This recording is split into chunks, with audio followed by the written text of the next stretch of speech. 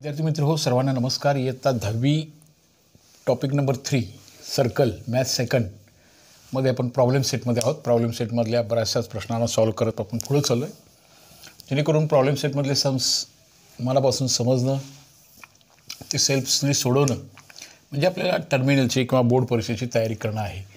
आपण पाठीमागच्या तासाला हे सलगपणे बघणार आहात, त्यासाठी गणित मैत्रीला सबस्क्राईब करणार आहात अशी रिक्वेस्ट मी तुम्हाला नेहमी करत आलो आहे. आता आपण 19व्या प्रश्नाकडे आलो आहे. बघा, एकदम सोपा, मोस्टली हा पण प्रश्न पुन्हा पुन्हा परीक्षेमध्ये आलेला आहे बोर्ड एक्झामिनेशनमध्ये. 15वा प्रश्न जरा वळवणं कसं आहे बघा. हां, 15व्या प्रश्नामध्ये एक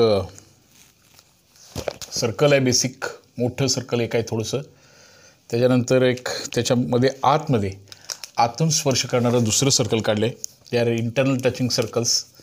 आतून स्पर्श करणारा सर्कल आहे. सर्कल मी हाताने काढतो आहे, तुम्ही मात्र कंपास किंवा नाण्याचा वापर करून काढा.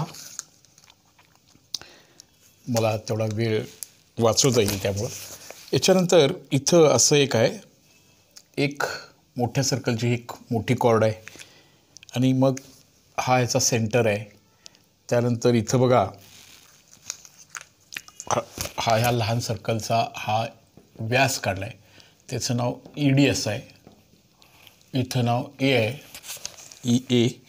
इथं नाव B आहे आणि सेंटरचं नाव C असं आहे. आणि हे पण त्याने असं फिगरमध्ये असं आपल्याला थोडंसं इंडिकेशन केलेलं आहे. In that figure, circle with centre C and D. D is the center of big circle and C is the center of small circle. हे मोठ्या वर्तुळाचं केंद्र आहे आणि हे छोट्या वर्तुळाचं केंद्र आहे. They are touches internally at point E. D lies on interior part of the circle and chord EB is of the outer circle and at point A. Then prove that EA is equal to EB. AB. आता हे दिसायला थोडंसं तुम्हाला असं दिसत असलं तरी मात्र हे सर्कलचा सेंटर असा आहे. त्यामुळे हा जो सर्कलचा हा जो भाग आहे तसा बिगर पार्ट आहे असा हा. कारण हा जो हे सेंटरचं हे सर्कल आहे असं आहे. EA and AB हे दोन्ही कॉन्ग्रंट असणार, आपल्याला हे दाखवायचं आहे. What we have to prove here. इथं EA आणि EAB हे दोन्ही कॉन्ग्रंट असणार आहेत सेगमेंट्स. हे आपल्याला प्रूव्ह करायचं आहे. Prove that. आता याचं सहज तुम्ही ॲप्लिकेशन करायला गेलात तर C सेंटर असल्यामुळं सेंटरमधून जाणारी ही जी कॉर्ड असणार आहे ED, ही मोठ्या वर्तुळाचा व्यास होणार आहे. छोट्या वर्तुळाचा तो व्यास असणार आहे. आणि ती सगळी ही मोठ्या वर्तुळाची रॅडियस आहे. मोठ्या वर्तुळाची रॅडियस आहे ED. आणि तो ED जो आहे ना, हा जो रेख ED आहे तो सेंटरमधून जातो आहे. त्यामुळं हा लहान वर्तुळाचा व्यास आहे. लहान वर्तुळाचा व्यास आहे किंवा C केंद्र असणाऱ्या वर्तुळाचा तो व्यास होईल. आता व्यासाचा एक अत्यंत महत्त्वाचा गुणधर्म तुम्हाला माहिती असला पाहिजे आणि किंवा त्याच्यावरती बरेचसे शिकायचे असतात. व्यासाशी झालेला कोन प्रॅक्टिकलीसुद्धा आपल्याला काही मुलांनी मला प्रॅक्टिकल वर्क पूर्ण यूट्यूबवरून करा म्हणजे किंवा आपल्या लेक्चरमधून घ्या असं सांगितले. त्यामध्ये आपण घेणार आहोत काही प्रॅक्टिकल प्रूफसुद्धा. लक्षात घ्या, हे जर सर्कलचं हा जर डायमीटर असेल तर हा कोन किती अंशाचा असतो, हा कोन किती अंशाचा असतो आणि हा कोन किती अंश असतो. आउटर साईडचा अँगल हा लघु कोन असणार आहे, हा विशाल कोन असणार आहे. आणि हा व्यासाशी झालेला जो कोन आहे म्हणजे हा अँगल EAD नावाचा जो अँगल आहे तो एक्झॅक्टली 90 डिग्री असणार आहे. आता EB ही आउटर वर्तुळची D केंद्र असणाऱ्या मोठ्या वर्तुळाचा EB ही रेख EB हे मोठ्या वर्तुळाची जीवा आहे. मोठ्या वर्तुळाची जीवा आहे. आता परिस्थिती काय झाली बघा, या सर्कलमध्ये एक मोठं वर्तुळ आहे, त्याची जीवा आहे आणि त्यातून हे बघा एक मोठं वर्तुळ आहे आणि त्या मोठ्या वर्तुळामध्ये हे मोठं वर्तुळ असं आहे आणि ह्या वर्तुळाच्या केंद्रामधून एका जीवेवरती असं लंब काढलेलं आहे. आता ह्या जीवेचे दोन भाग काय होणार सांगा की, दोन भाग सारखे होणार की नाही होणार. यस, हे लंब असल्यामुळं हा आणि हा भाग निश्चितपणे वर्तुळ केंद्रातून टाकलेल्या लंबाने जीवा दुभागली जाते. कारण हा आणि हा भाग मग निश्चित सारखा असणार असा हा आणि हा आहे तो लंबदुभाजकावर राहतोय असाही भाग होतोय. आता ई हा ए कोण असल्यामुळं इथं जो ई ए आहे तो हा ए बी एवढा असणार. वर्तुळ प्रमेय कोणतं प्रमेय वापरलं बघा आपण 8व्या इयत्तेपासून चालू झालेलं. वर्तुळ केंद्रातून जीवेवर टाकलेल्या लंबाने जीवेचे 2 सारखे भाग होतात. ही प्रॉपर्टी इथं आपल्याला उपयोगी पडली. एक तर तो हा व्यास आहे, व्यासाशी झालेला कोन 90चा आहे आणि वर्तुळाच्या केंद्रातून जीवेवर टाकलेल्या लंबाने जीवे दुभागते हा प्रमेयाचा इथं वापर करायचा होता. आणि एवढ्याच एक 2-3 सेंटेन्सवरती हे समजून घ्यायचं होतं. यातला व्यासाशी झालेला कोन हा 90 अंश असतो. बाह्य भागातील कोन लघुकोन करतो हे पुन्हा आपण बघूया. आणि मग 90 अंश कोन झाल्यामुळं वर्तुळाच्या केंद्रातून जीवेवर टाकलेला हा लंब झाला. लंबेमुळे जीवेचे 2 समान भाग होतात. जीवा दुभागली जाते. हे वर्तुळाचं हे प्रमेय आपण 8व्या इयत्तेपासून शिकत आलो आहे. असं हे पुन्हा पुन्हा जुन्या अभ्यासक्रमामध्ये किंवा हे लेटेस्ट अभ्यासक्रमामध्ये हे गणित पुन्हा बोर्ड परीक्षेमध्ये दिसते. अगदी 2-3 पायरीमध्ये उत्तर होतं. बऱ्याच वेळेला 4 गुणांच्यासाठी सुद्धा हा प्रश्न आला. प्रश्न सोपा आहे, 2-3 पायरीमध्येच मांडायचा आहे, पण समजून घ्यायचा भाग जास्त आहे. 8वीतलं वर्तुळ केंद्रातून टाकलेल्या जीवेच्या लंबामुळे जीवेचे 2 समान भाग होतात हाही भाग इथं वापरायला लागला. आणि वर्तुळाच्या व्यासाशी हे तर इथं जास्त ह्या सर्कल लेसनमध्ये लागतं. जास्त प्रॉपर्टीज जास्त गुणधर्मांना तिथं आपल्याला विचार करावा लागत असतो. असा हा 20वा प्रश्न. वर्तुळ केंद्रातून टाकलेल्या लंबाने जीवा दुभागली जाते म्हणून हे दोन्ही सारखे आणि हा छोट्या वर्तुळाचा व्यास असल्यामुळे हा कोन 90चा असणार. ह्या गोष्टी इथं डिटरमाइन करायला पाहिजे होत्या. ठीक आहे मित्रांनो, चांगल्या रीतीचं सहकार्य करत आहात. तुमच्या सहकार्यावरती तर गेले 400 तास 450 तास मी तुमच्यासमोर उभा आहे. पुन्हा हा गणित मैत्रीला सबस्क्राईब करत राहा, मित्रांना शेअर करा. तुम्ही दिलेली कमेंट, तुम्ही केलेलं माझ्या चॅनलला सबस्क्रायबेशन हेच आमचं टॉनिक आहे, हेच आमचं ताकद आहे. लवकरच आपण हे प्रमेय हे प्रकरण पूर्ण करूया आणि 6 माहीसाठी जेवढे शक्य होतील तेवढे पेपर्स आपण 6 माहीचे सोडूया की जेणेकरून तुम्हाला 6 माही परीक्षेचं प्रिपरेशन करण्यासाठी निश्चितपणे सोपं जाईल. तुमच्या मदतीसाठी ज्या गोष्टी करता आल्या. काही मुलांची मागणी होती सर न्यासच्या दृष्टिकोनातून काही अभ्यास पाठवा, तोही भाग पूर्ण केला. काही मुलांना गणित प्रॅक्टिकल वर्कसाठी सुद्धा आपली आवश्यकता दिसते, तेही त्यांचा प्रश्न आपण लवकरच सॉल्व करू. तुम्ही केलेल्या कमेंट्स, तुम्ही केलेली माझ्यासाठी केलेल्या सूचना, ह्या सगळ्या सूचनांचं स्वागत करत आपण अभ्यासक्रम पूर्ण करतो आहे. अभ्यासक्रम पूर्ण माझ्या दृष्टिकोनातून सगळाच झाला आहे. तुमच्यापर्यंत जवळजवळ सगळा पाठवला आहे. तुम्ही बरेच जण ते ओपन करत नाही, बघत नाही, ही एक खंत आहे. मुळात सबस्क्राईब पण ज्या मित्रांनी अजून केलं नाही त्यांनी माझ्या चॅनलला सबस्क्राईब करावं असं एक हार्टली रिक्वेस्ट करतो. 20वा प्रश्न हे बाळांनो असंच आहे, बघूया जरा. 20व्या प्रश्नामध्ये फिगर दिलेली फिगर आणि त्याच्यावरचं थोडंसं कृतीयुक्त अभ्यास आपल्याला पूर्ण करायला सांगितलं आहे. तसं तो तुम्हाला हेल्पलाईन वगैरे दिलेली असते त्याच्यामध्ये, फार छान, पण समजून घ्यायचा भाग असतो. उगाच बाळांनो न समजता कोणत्या गोष्टी आपण त्यात मांडू शकत नाही.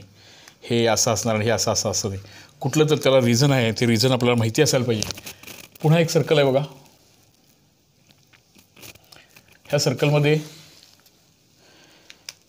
काही व्यास दिलेत, काही एक व्यास दिला आहे, काही जीवा दिलेत.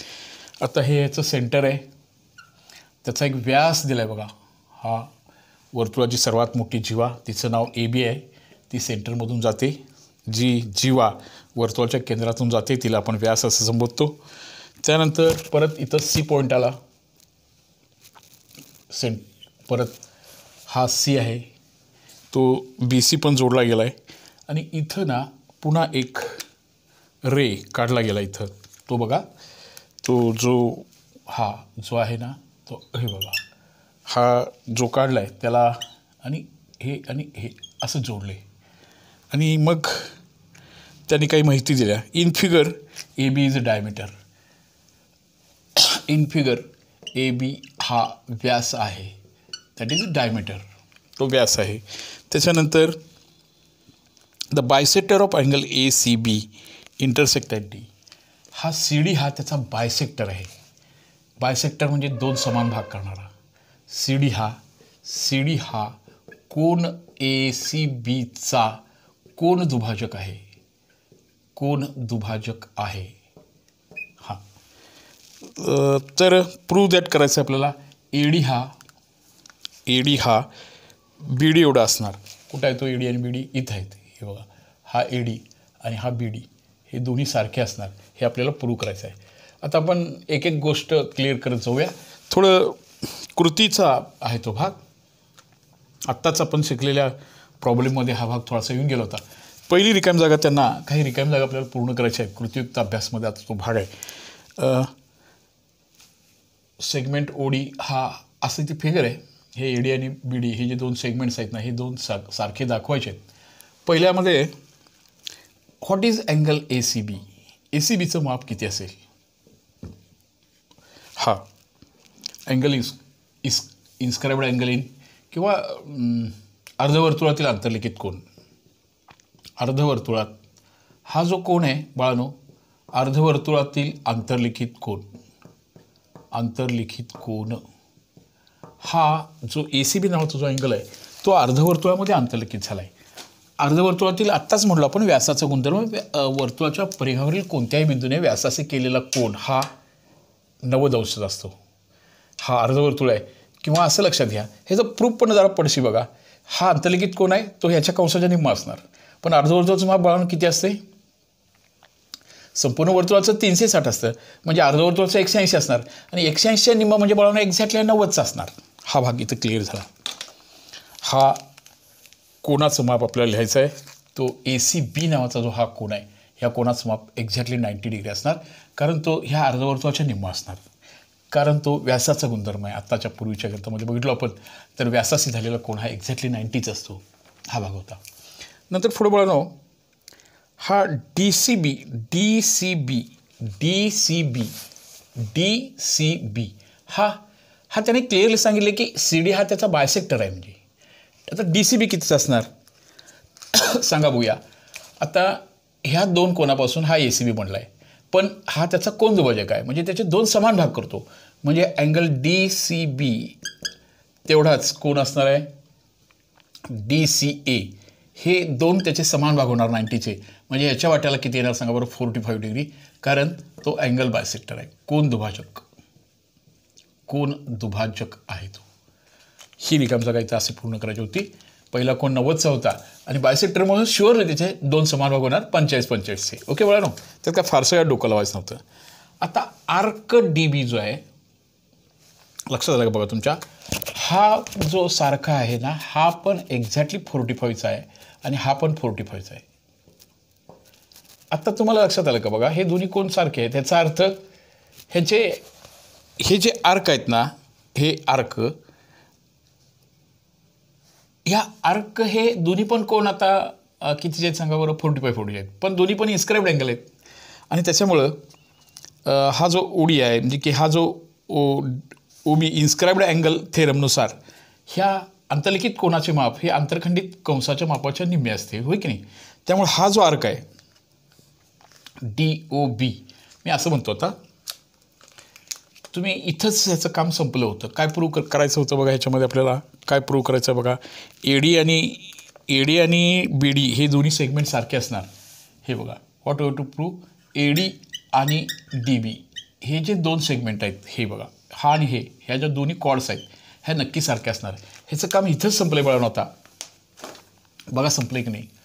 आता हा कोन 45चा आहे, हा अँगल 45चा आहे. आता ह्या आर्कचं मेजर किती येणार सांगा की? हा जो आर्क आहे इथला, हा जो आर्क आहे, म्हणजे आपण डी सी बी हा जो अँगल आहे तो त्याच्यामधल्या आर्कच्या हाफ असतो. मेजर आर्क माप कंस डी बीच्या तो निम्मा असतो. म्हणजे हा किती आहे सांगा? 45चा आहे. 45 × 2 = मेजर आर्क डी बी येणार, माप कंस डी बी येणार. याचं आलं किती आलं सांगा? 90 आलं. आणि तेवढाच आर्क, हा आर्क 90चा येणार आणि तेवढाच जो आर्क आहे तो एडी पण येणार, कारण तो पण 45चा बघा. तेवढाच आर्क येणार, म्हणजे माप कंस इथं अशी परिस्थिती झाली बाळांनो. माप कंस डी बी याचं माप पण 90 येणार आणि डी बीचं माप 90 येणार, तसंच एडीचं पण माप कंस एडीचं येणार. आता हे दोन कंस एकरूप असतील तर त्या कंसाच्या संदर्भात असणाऱ्या जीवा बघा, जीवा एकरूप असतील तर कंस एकरूप असतात आणि कंस एकरूप असतील तर त्यांच्या संबंधित जीवा एकरूप असतात. आता ह्याची जीवा आहे ना, म्हणजे आता कंस करूया. देअरफॉर रेख D B is equal to रेख ए डी. बघा आपण कसं पूर्ण केलं बघा. चला, आता हा होता 90चा, हा होता कोन दुभाजक 45-45चा, 45च्या डबल अंतर्लिखित कोणाच्या मात्रांकडे सुमारे निम्मे असते. हा 90, हा 90. ज्या अर्थी हे कंस एकरूप आहेत त्या अर्थी त्यांच्या जीवा पण एकरूप आहेत ना. एकरूप जीवांशी निगडीत कंस एकरूप असतात आणि एकरूप कंसांच्या जीवा एकरूप असतात. हा जो भाग होता हा DCB एक कंसाच्या निम्मा, 45 दोन्ही 90 झालं. म्हणजे हा 90 चाला, हा 90 चाला आणि म्हणजे ह्या दोन्ही आर्क सारखे आले, कंस सारखे आले, म्हणजे त्या कंसांच्या जीवासुद्धा निश्चित एकरूप असणार. म्हणून आपलं प्रूफ जे AD आणि DB सारखं आहे ते दाखवायचं काम होतं. वाटताना बाळांमध्ये कठीण प्रश्न वाटतं, पण बिलकुल कठीण नाही. याच सर्कलमधल्या सगळ्या विविधतेने नटलेल्या अंतर्लिखित कोन, व्यासाची प्रॉपर्टी, अँगल बायसेक्टर, ह्या बेसिक गोष्टी ह्या मॅथ्स सेकंडमध्ये मुळापासून समजल्या पाहिजेत, त्या करायला हव्यात. ओके बाळांनो, पुन्हा एकदा मॅथ्स सेकंड हा भाग पटशी लक्षात येत नाही. पुन्हा एकदा तो तुम्ही नीटपणे समजून घ्या, ऐकून घ्या, न बघता सॉल्व्ह करण्यासाठी प्रयत्न करा, म्हणजे तो भाग तुम्हाला क्लिअर होईल. हा कोन 90चा असणार, कोन दुभाजकामुळे हा 45चा येणार, हा 45चा म्हणजे कंस 90चा येणार, हा कंस 90चा येणार, हा 45चा कोन म्हणजे हा 90चा येणार. म्हणजे हे दोन्ही कंस सारखे आले, हे दोन्ही कंस सारखे आले, म्हणजे त्यांच्या जीवा एकरूप भेटल्या. फिनिश. एवढ्याच संबोधावर आधारित हा तो भाग होता. जीवा एकरूप, कंस एकरूप, कंस एकरूप, जीवा एकरूप, कोन दुभाजक निम्मे निम्मे होणार, व्यासाचा गुणधर्म 90चा असणार. ह्या प्रॉपर्टी त्या पटशी लक्षात येण्यासाठी आपण त्याच्याला नीटपणे समजून घ्यायला हवं. गणित निश्चित अवघड नाही. मॅथ्स सेकंडचं टेन्शन घ्यायची गरज नाही. मॅथ्स सेकंड हा सुद्धा भाग अगदी सोपा, अगदी सहजपणे आपण सोडवू असा भाग आहे. असं बाळांनो हे 20वं गणित आपल्याला पूर्णपणे करून घेता येईल. बाळांनो, एकदा दोनदा क्लासमध्ये झालं, शाळेत झालं तरी मॅथ्स सेकंडसाठी रिव्हिजनची नितांत गरज असते. सध्या तुम्हाला सरावाची नितांत गरज आहे. बरीच मुलं 9वीच्या अभ्यासक्रमापासून दूर गेलो होतो आपण थोडंसं. 9वीची जी लिंक होती ती लिंक आपण थोडीशी कट झाली होती. बऱ्याच मुलांचे काही मला रिप्लाय खूप चांगले मार्क्स पडलेले वगैरे पाठवत आहेत, त्यावेळी बरं वाटतं. ती मुलं अभ्यासामध्ये आहेत. तुम्हीसुद्धा स्कूल एक्झामिनेशनमध्ये चांगले मार्क्स मिळण्यासाठी एकदा दोनदा तीनदा मनापासून ते ऐकलं पाहिजे, त्याचा सराव केला पाहिजे. पालक बंधू भगिनींचा विश्वास हा एक अतिशय महत्त्वाची घटना आहे. फोन पप्पा मम्मी देत नाहीत, याचे दुरुपयोग काही मूर्ख मुलं करत आहेत. नको त्या गोष्टी करतात, त्याचा वापर केला जातो आहे. त्यामुळे पप्पा मम्मीची जी चिंता आहे ती चिंता दुहेरी चिंता आहे. ह्याला अभ्यास करायसाठी फोन द्यायचा की दुसऱ्या कामासाठी? बाळांनो, अभ्यास करतोय त्याचा मला उपयोग होतो आहे. पप्पा मम्मींना आपण क्लासला घालणारे पैसे वाचवतो आहे किंवा मला तो समजला नसलेला भाग क्लिअर करून घेतो आहे आणि म्हणून मला ते गणित समजते, हा विश्वास पप्पा मम्मीला देणं हे आपलं काम आहे. त्याशिवाय तुम्हाला फोन वापरता येणार नाही. पप्पा मम्मींनाही मुलांना अंडर ऑब्झर्वेशनच फोन वापरायला द्यायचं आहे. हां, अशी पुन्हा एक फिगर आहे बघा आणि त्याच्यावरचं गणित आहे. त्या प्रकारचे गणित आपण सॉल्व केलं आहे, पण गणित जरा असं वेगळं दिसते. आपण ते निश्चित सॉल्व करूया. म्हणजे बघा, पुन्हा सर्कल आहे, कॉर्ड्स आहेत, काही लेंथ दिल्या, काही लेंथ लपवलेली आहे आणि ते आपल्याला बाजूला काढायचं काम त्याने सांगितले. 21st problem. तुमच्याकडे पुस्तक असायला पाहिजे, वही असायला पाहिजे, पेन असायला पाहिजे. ते रफ काम थोडंसं चालू असताना ते लिहून घ्यायला पाहिजे. आणि मग तुम्हाला जेव्हा वाटेल, मॅथ्सचा स्टडी कधी संपतो बघा, जेव्हा प्रॉब्लेम सेट तुम्ही न बघता सॉल्व करता. बघून समजून घ्या पण न बघता सॉल्व करा, तेव्हा तुमचं मॅथ्सचं स्टडी हे संपलं किंवा प्रॉब्लेम सेट मला सगळे सोडवता आले.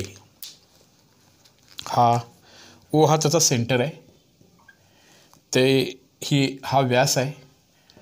व्यास ही सुद्धा सर्वात मोठी जीवाच असते आणि जीवेच्या आंतरविभाजनाचा थेरम आपण इथं लागू पडतो, कारण प्रत्येक व्यास ही जीवा असते पण प्रत्येक जीवा ही व्यास असत नाही.